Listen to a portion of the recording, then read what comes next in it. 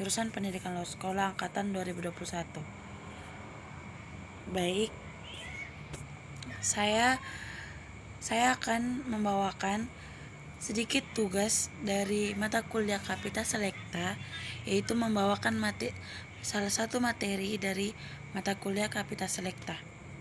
Yang akan saya bawakan yaitu materi inovasi pendidikan informal.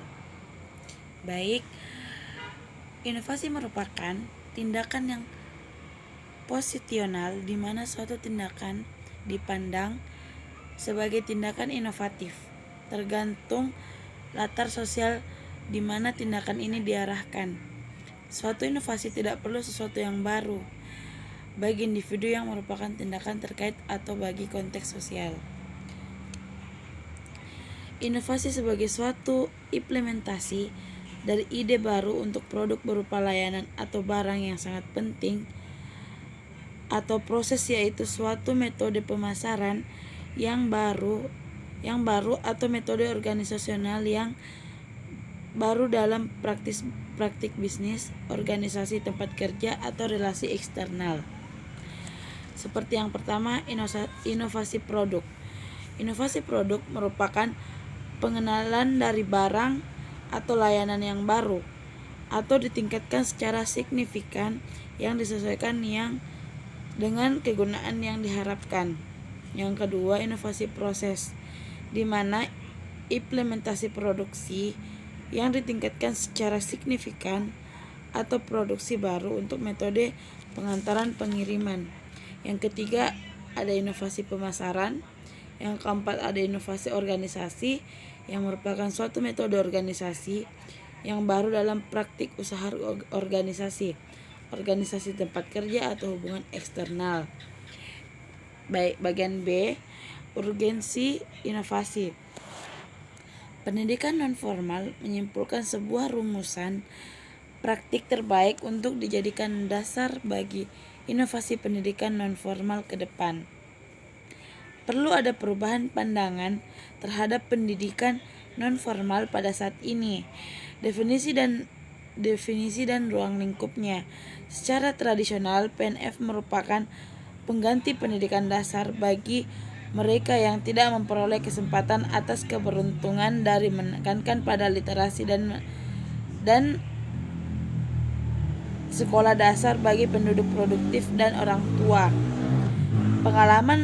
Pengalaman ini yang diperoleh menunjukkan bahwa keberhasilan pelaksanaan PNF perlu dukungan dan keterlambatan masyarakat.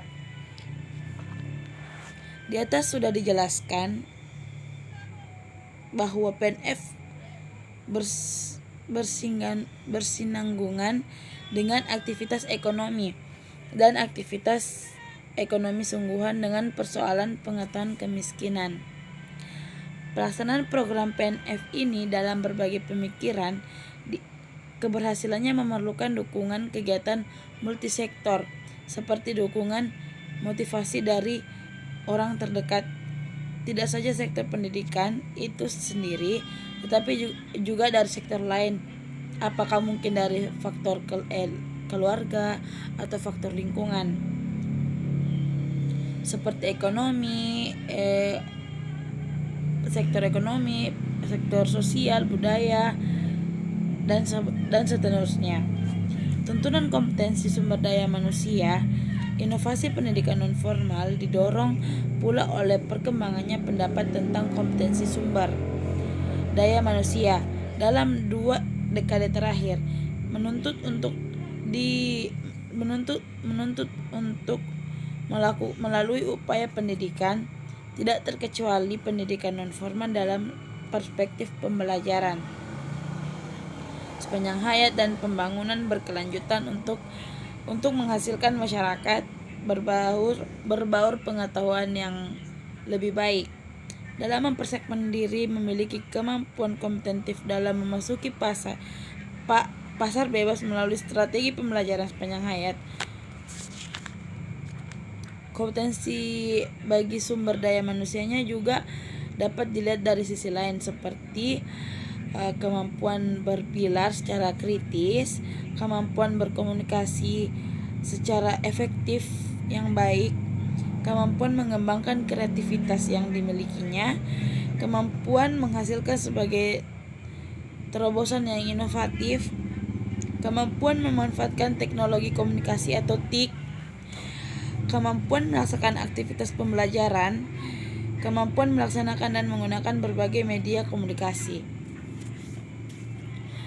Adapun teori inovasi pendidikan, OECD mengemukakan beberapa teori mengenai bagaimana inovasi dapat dihasilkan, yaitu teori circular flow, teori 4 tahap, model Chimtling, dan model siklus motivasi kesehatan. Yang pertama, model 4 tahapan inovasi. Model 4 tahapan inovasi ini dikembangkan NEA 2007 yang menyatakan bahwa kegiatan inovasi sebagai semua tahapan ilmiah, teknologis, organisasional, emosional, dan komesialitas.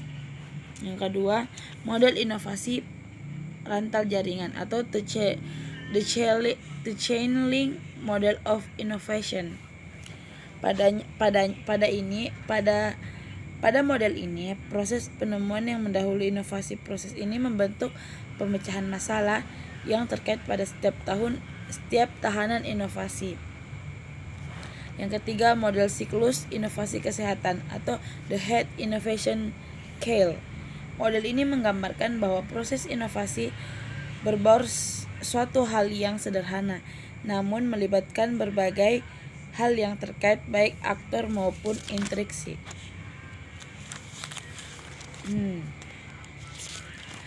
Dalam